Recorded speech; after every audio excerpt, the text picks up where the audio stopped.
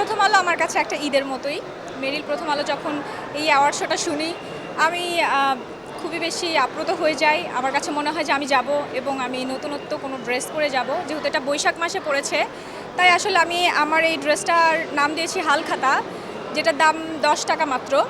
তো আমি আসলে তাঁতি ভাইদের রিপ্রেজেন্ট করতে মেরিল প্রথম আলোতে এই ড্রেসটা পরে এসেছি। তারা সকলেই ভালো করেছে দেখেই কিন্তু মেরিল প্রথম আলো থেকে তাদেরকে নমিনেটেড করা হয়েছে, কারণ নমিনেশন সবাই পায় না, যারা ভালো করে শুধু ভালোরাই পায়। আমার সবাই পছন্দের, এই যে একটু আগে শখ আপুকে দেখলেন, মানে প্রত্যেকটা আর্টিস্ট আমার এত বেশি ক্লোজ, এত বেশি পছন্দের, এত বেশি প্রিয়। আমি তাদের নাটক দেখি, সিনেমা দেখি, আমি সবার ফ্যান। সো আমি একজনকে ভোট দিতে পারবো না আসলে। শাকিব ভাই তো মেগাস্টার, আসলে উনাকে যেভাবে চেঞ্জ করেছে, উনি একটা আইডল। উনাকে নিয়ে জাজ করার মতো ক্ষমতা কি এখনও আমার হয়েছে? আমি জাস্ট এসেছি।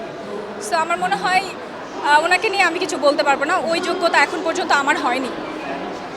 ফ্যান হিসেবে বলবো আমি ওনার ফ্যান, এটাই আর কি।